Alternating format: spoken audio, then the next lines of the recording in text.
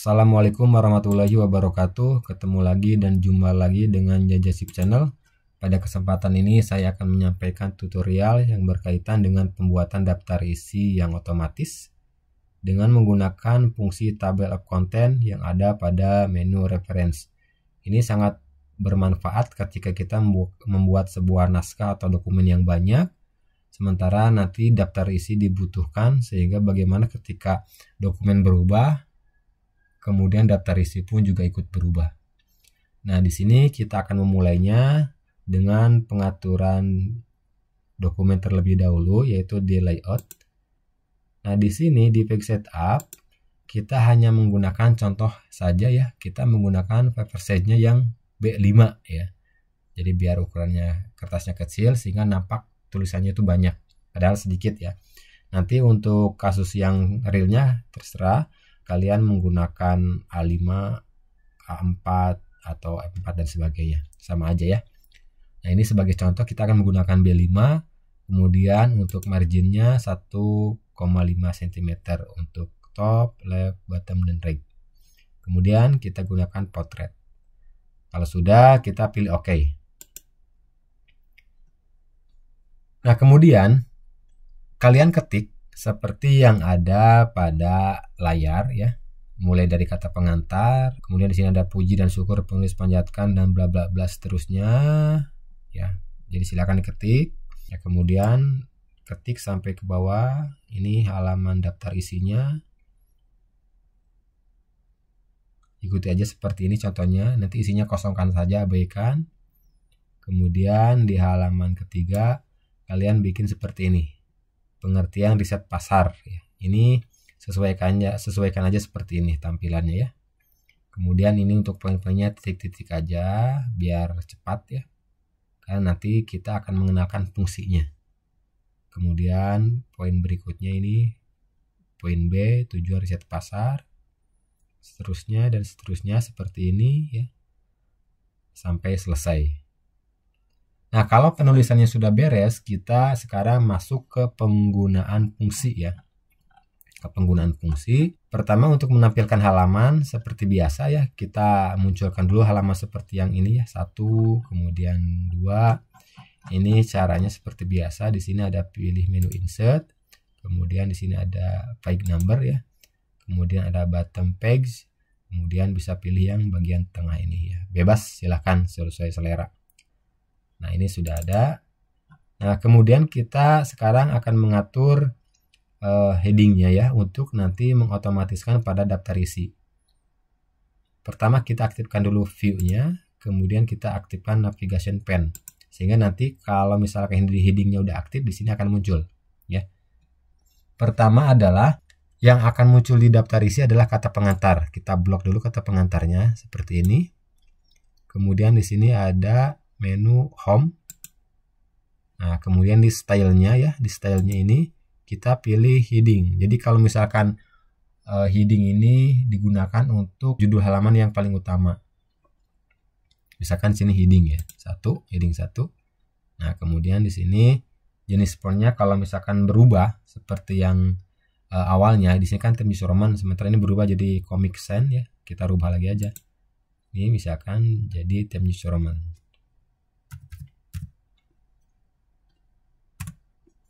Kemudian ukurannya 12.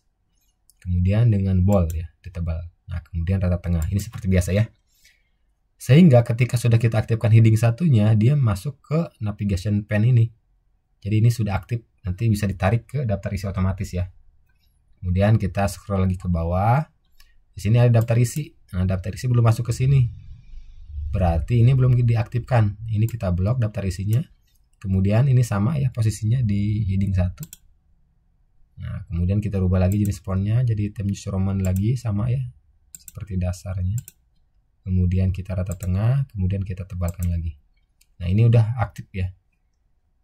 Nah, berikutnya kita tambahkan lagi di sini pengertian riset pasar. Bahwa pengertian riset pasar ini poin A ya, ini nanti akan harus kita ingat ya, nanti akan berubah. Kita blok. Nah, ini masuk ke heading 1 sama ya. Klik heading 1. Nah, ini udah masuk pengertian riset pasar.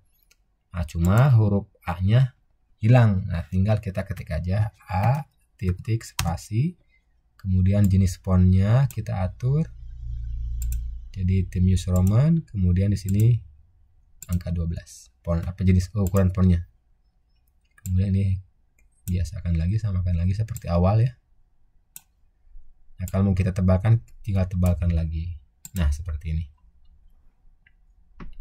Nah, kemudian berikutnya harga jual. Nah, harga jual ini lebih kecil subnya dibanding pengertian riset pasar. Berarti di sini kita akan menggunakan heading 2 karena ini heading 1 ya. Ini kita gunakan, kita blok, kita pilih heading 2. Nah, sehingga di sini juga agak menjorok ke dalam. Karena bagian dari poin A. Nah, di sini kita tambahkan lagi ke tadi angka 1 ya. 1 seperti ini. Ini kita tarik lagi seperti ini. Nah, kita sesuaikan lagi Times New Roman. Kemudian font size-nya 12. Kemudian kita bold lagi. Ini juga kita bold. Oke ya. Nah, berikutnya sekarang daya beli konsumen. Ini bagian dari sub harga jual. Jadi ini berarti menggunakan heading 3 karena ini heading 2 yang satunya. Jadi jadi ini adalah subnya. Nah, kita gunakan heading 3 berarti. Cari di sini. Nah, kita pilih heading 3. Sehingga lebih menjorok lagi dari harga jual. Ini kita atur lagi jenis fontnya. Kemudian ukurannya juga kita atur. Kemudian ketebalannya juga kita atur lagi, tebal ya. Nah, ini sekarang kita masukkan subnya itu A titik ya. Nah, kita atur lagi settingannya seperti ini.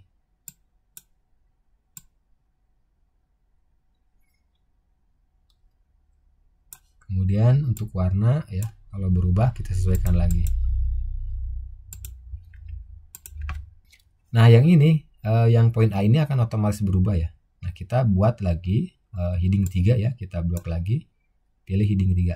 Nah, ini otomatis muncul ya. Kalau mau pilihan banyak di sini ada. Pilih heading 3. Nah, di sini kita bisa mengcopy fungsi yang ini ya. Biar nggak edit-edit lagi, kita klik area ini. Kemudian ada gambar, di sini ada gambar semacam kuas ya. Kita klik, kemudian kita tumpahkan ke sini, blok. Nah, dia akan mengotomatiskan menjadi menyesuaikan format yang atas. Jadi lebih mudah ya. Nah, berikutnya yang sekarang adalah produk. Nah, produk ini adalah sub dari A, pengertian riset ya. Jadi sama dengan harga jual. Berarti ini adalah heading 2. Kita blok teksnya ya. Kemudian kita pilih heading 2. Nah, ini kan formatnya, ini sudah fungsinya udah aktif ya, ini ada di bagian ini produk muncul. Nah, ini formatnya sama seperti harga jual. Kita klik aja harga jualnya. Kemudian kita kuas lagi kayak tadi ya, kita pilih, kemudian kita blok. Nah, jadi fungsinya sama kayak harga jual, formatnya ya. Lurus sama, kemudian otomatis fontnya juga sama, otomatis numbernya juga sama ya, muncul. Nah, berikutnya kita gunakan yang A ya, yang ini. Jadi ini berarti heading 3 yang A ini bagian dari bawah produk. Kita pilih heading 3-nya. Nah, kemudian kita misalkan mau atur lagi Times New Roman, kemudian 12. Warnanya hitam, kemudian ditebalkan. Kemudian di sini kita kasih A titik ya. Nah, seperti ini. Nah, kemudian yang ini belum muncul, kita blok lagi, pilih headingnya, heading 3. Nah, seperti ini.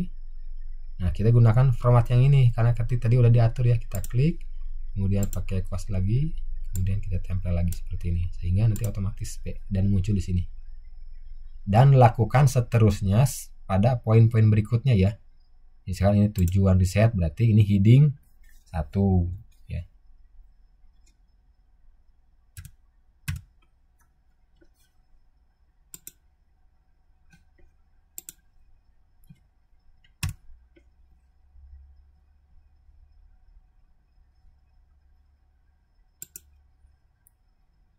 Nah, seperti ini berarti B ya. Kalau enggak mau ngikutin format ini juga bisa, kita klik, kemudian kita pilih kuasnya. kemudian kita blok. Nah, sama ya. Kemudian segmen pasar di sini heading 2.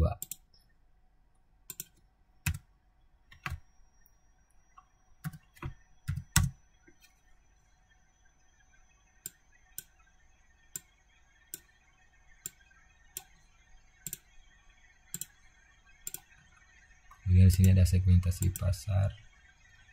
Bagiannya ada segmentasi geografis, demografis ya. Berarti ini adalah heading 3-nya.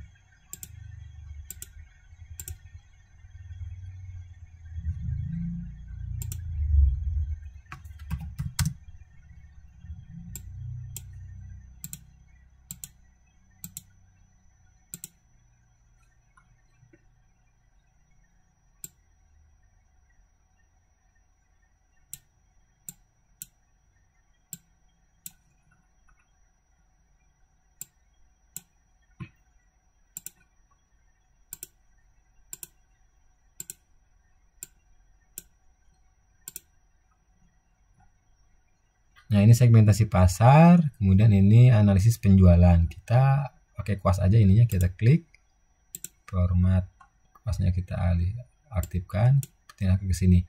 Nah, ini jadi heading 2 juga bisa menggunakan kuas seperti ini ya. Nah, kemudian ini kita bolkan aja, tebal. Nah, berikutnya yang ini adalah heading 3.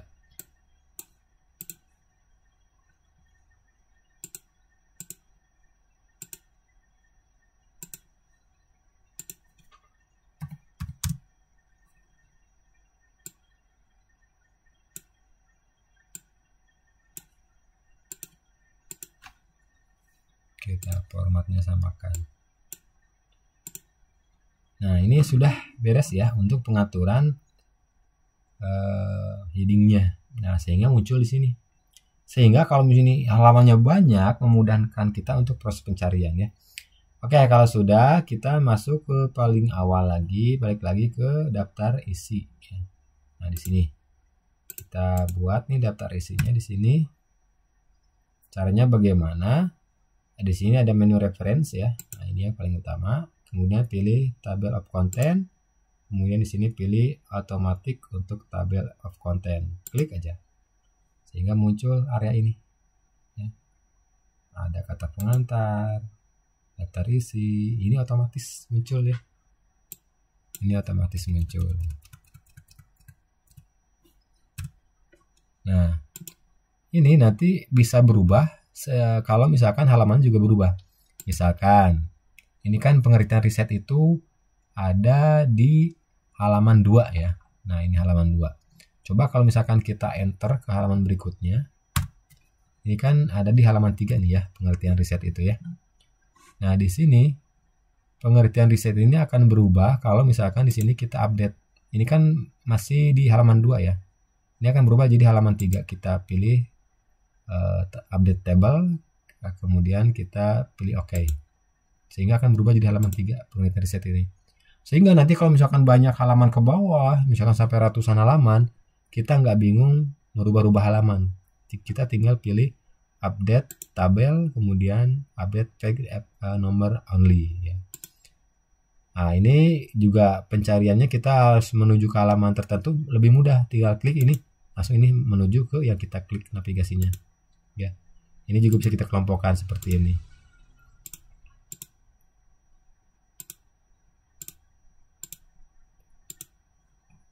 Misalkan kita pilih masuk lagi kata pengantar. Nah, dia langsung ke kata pengantar. Nah, seperti itu ya kemudahan kita membuat sebuah table of content untuk daftar isi. Baik, terima kasih semuanya. Mudah-mudahan tutorial ini bermanfaat. Assalamualaikum warahmatullahi wabarakatuh.